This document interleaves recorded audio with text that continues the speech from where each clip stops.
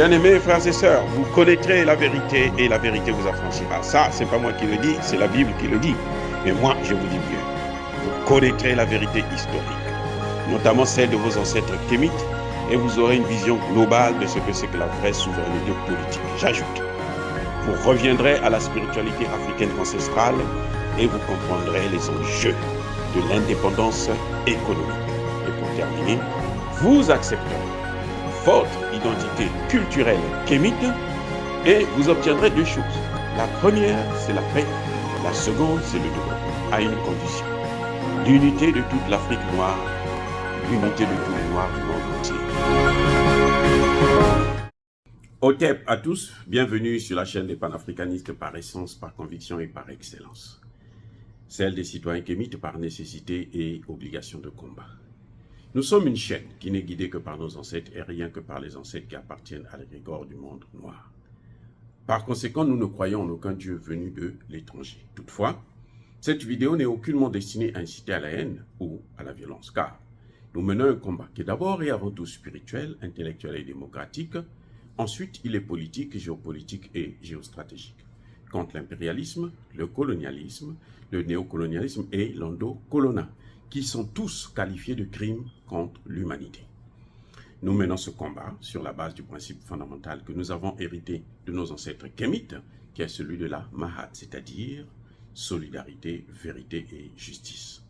Vous êtes donc en droit de connaître la vérité et nous avons l'obligation de vous dire la vérité, rien que la vérité, afin que justice soit rendue au continent africain. Et ça, c'est notre modeste contribution dans cette noble lutte en faveur de la souveraineté, la dignité, la solidarité et l'unité africaine. C'est exactement ça que nous appelons le panafricanisme. Bien-aimés frères et sœurs, j'aimerais réfléchir avec vous ensemble sur ces dernières marches qu'il y a eu au Sénégal et qui ont fait plusieurs morts. Bon, le nombre varie selon les personnes. Il y en a d'autres qui disent 16 morts, d'autres 20, 30. Mais le nombre n'est pas important, ça ne signifie rien, parce qu'un mort, c'est un mort de plus. Un mort, c'est un mort de trop. Donc il faut éviter qu'il y ait des morts. Alors, regardez ce qui se passe. Ce n'est pas la première fois qu'il y ait des coups d'État, des marches en Afrique. Le cas du Sénégal, pour moi, il est identique à celui du Tchad. Lorsqu'il y a des coups d'État en Afrique, organisés par les Africains eux-mêmes, même s'ils sont soutenus, mais c'est eux-mêmes qui prennent le lead de ce coup d'État, ce qui se passe, c'est qu'on s'attaque à l'adversaire directement. S'il y a un mort, on tue l'adversaire, celui qui veut prendre votre pouvoir, ou celui qui vous gêne dans la gestion de votre pouvoir. En Afrique, c'est comme ça que les choses se passent. Mais depuis un certain temps, on l'a vu au Tchad l'année passée, on le voit au Sénégal cette année, on ne s'attaque pas à l'adversaire. Écoutez bien, on ne s'attaque pas à l'adversaire alors qu'on connaît là où se trouve l'adversaire, on connaît comment faire pour atteindre l'adversaire, on préfère s'attaquer à des innocents, à des jeunes qui n'ont parfois même rien compris de ce qui se passe, qui ne savent pas ce qui est en train de se passer en fait. Quand vous prenez au Tchad, par exemple, des enfants de 11 ans qu'on tue, mais ma foi, moi je ne pense pas qu'un enfant de 11 ans comprend les enjeux de la politique. Ou bien des enfants de 19-20 ans qui sont sortis au Sénégal, je ne comprends pas. Ce sont des étudiants, des élèves qui vont encore à l'école, qui n'ont pas encore connu le problème du chômage, ainsi de suite. Donc qui viennent parce que bon, c'est un mouvement, c'est populaire, parfois pour accompagner les amis, hein, parfois ils sont tirés par les autres et puis on les canarde. Il y a quelque chose qui ne va pas. On doit essayer de réfléchir un peu sur ça, les amis. On ne peut pas continuer à avaler des sornettes. Pourquoi? Question. Pourquoi Macky Sall, qui met Ousmane Sonko en état d'arrestation, en résidence surveillée, chez lui, il connaît donc là où Sonko habite. Il part, il n'envoie pas les policiers à la maison de Sonko pour le tuer. Il préfère aller tuer des pauvres enfants et laisser Sonko continuer à l'emmerder.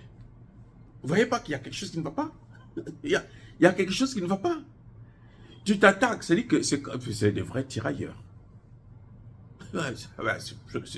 C'est un vrai tirailleur. Ton ennemi est là, à gauche. Toi, tu vas t'attaquer à des pauvres enfants à droite qui ne... C'est-à-dire que leur mort, là, ça ne t'apporte rien du tout. Rien que, au contraire, ça te salit. Vous voyez ce qui est en train de se passer? Ça te salit seulement. Ça te crée plus de problèmes que ça ne devrait en créer. Je ne sais pas si vous voyez là où je veux en venir. C'est-à-dire que on accuse Macky Sall, on accuse Kaka Déby, on dit, toi tu as tiré sur la population. Mais ils ont des adversaires. Ceux qui ont appelé à la marche. Ils savent là où les avoir, là où on peut les avoir. Le cas de Ousmane Sonko, il est patent puisque Ousmane Sonko est en résidence surveillée. Mais on ne va pas le tuer, lui. On va tuer des pauvres enfants. Et on sait très bien, on est conscient qu'en tuant les pauvres enfants, l'opposant là aura la force pour m'accuser, va mobiliser encore plus la population contre moi. Qu'est-ce que cela veut dire? Ce n'est pas le pouvoir en place qui a tiré. Je ne vois pas, moi je ne vois pas pourquoi un pouvoir. Parce que en justice là, hein, quand on est juriste, on doit savoir que la première des choses, lorsqu'on accuse quelqu'un, on doit chercher à comprendre quelles sont ses motivations.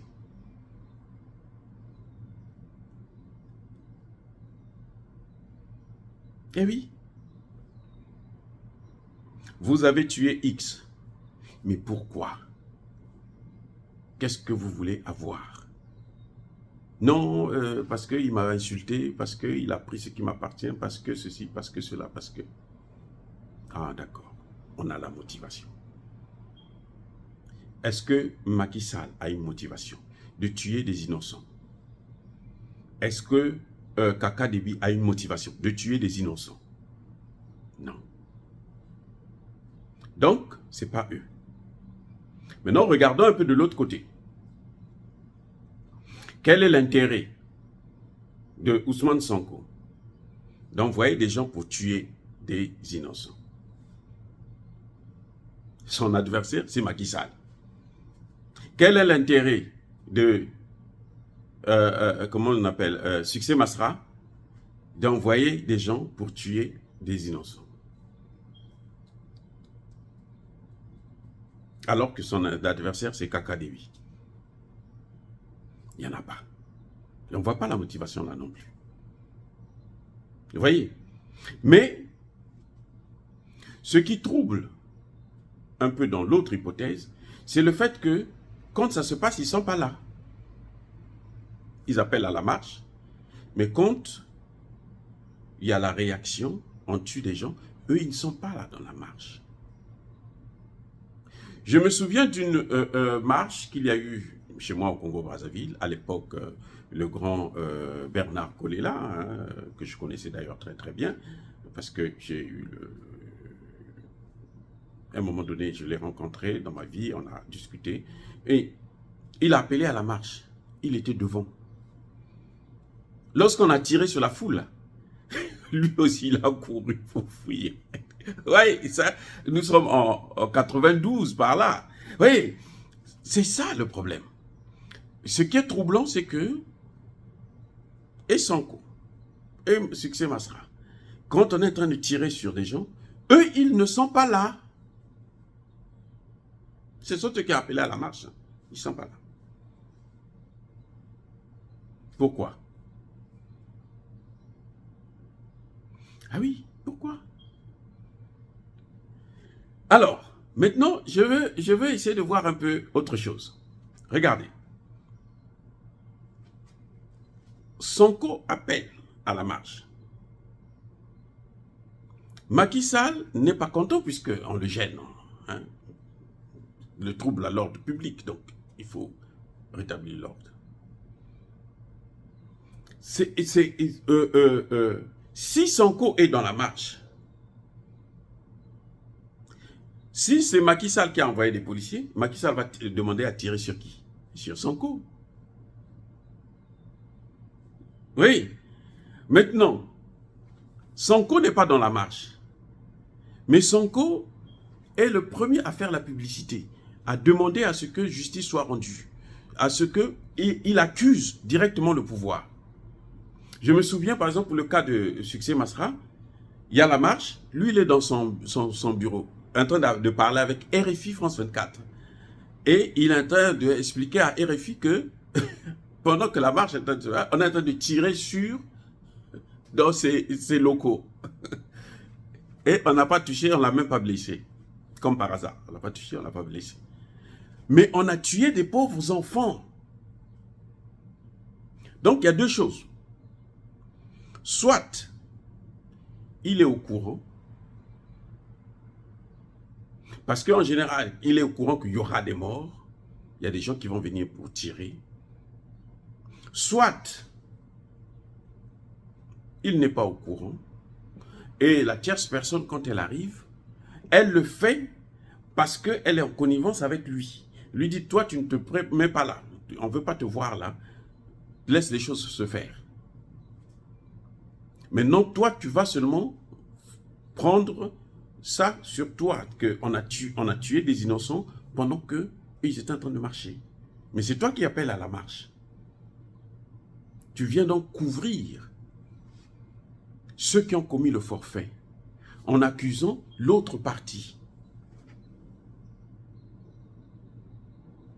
C'est pour ça que ma thèse à moi ce que je crois, je peux me tromper, hein, je ne vous dis pas forcément de me croire, je peux me tromper. Je dis, pour moi là, il y a une tierce personne, ce sont les Occidentaux qui ont tué au Tchad et au Sénégal.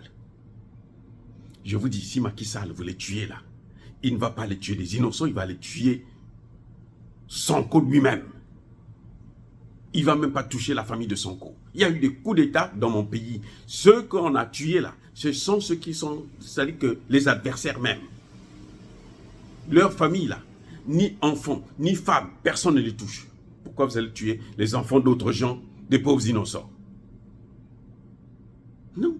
C'est qu'il y a une autre personne qui fait pour soulever la population. Parce qu'aujourd'hui, on a compris que vous ne pouvez pas occuper un pays. Vous ne pouvez pas vous attaquer à un dirigeant africain si ce dirigeant est avec le peuple. Donc, il faut tout faire pour casser la connexion entre le peuple et ce dirigeant. La meilleure façon, c'est laquelle? C'est lorsqu'ils voient les morts. Leurs enfants sont en train de mourir, mais ils vont haïr le dirigeant là. Forcément. Donc, ils le font exprès. Ce sont eux qui soutiennent ceux qui appellent à la marche. Mais ils font tout pour qu'eux, ils ne puissent pas être là. Parce que si eux, ils sont là, il y a la police aussi qui vient. Cette police-là, quand elle vient là, si ils voient qu'on est en train de tirer sur les enfants, cette police-là va tirer directement sur les personnes concernées. Parce qu'ils savent qui est concerné. Donc, il y a quelque chose là où il y a une tierce personne que jusqu'à présent en Afrique, on ne voit pas. Cette personne-là, c'est le parrain. C'est le vrai fauteur de troubles. Et ce sont eux, les mêmes Occidentaux. Ce sont les Occidentaux. On a toujours cru, écoutez-moi bien, on a toujours cru que Kadhafi a été assassiné par des Libyens. On a vu les images là. Les Libyens en train de le tirer par-ci, par-là et tout. Ceux qui ont arrêté Kadhafi, ceux qui l'ont assassiné, ce sont les services secrets français.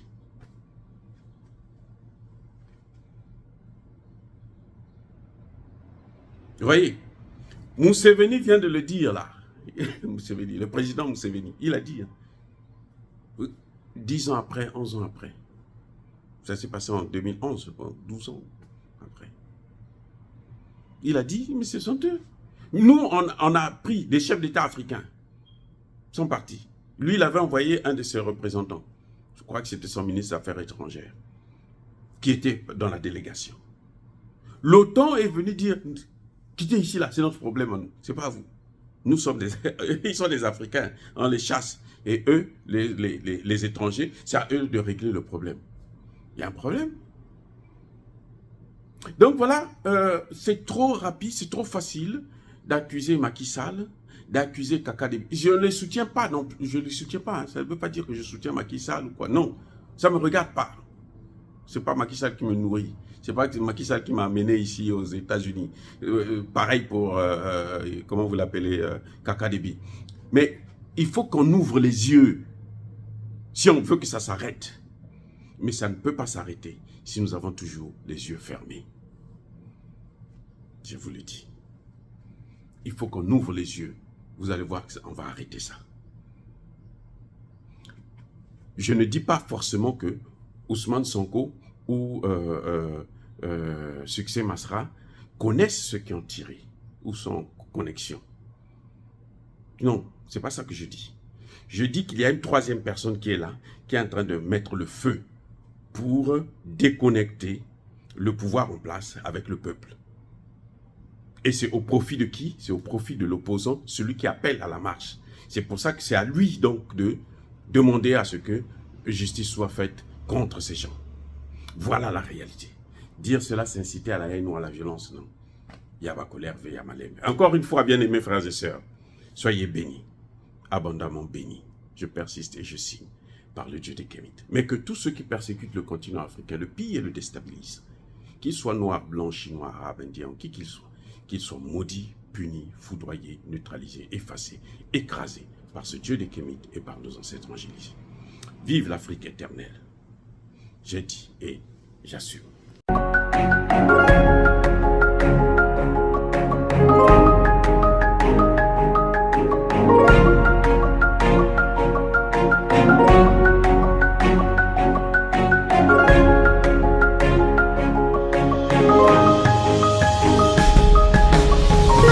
Eux, ils marchent par la foi et non par la vue.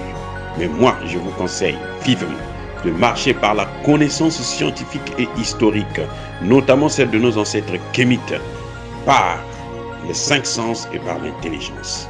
À vous, Apia.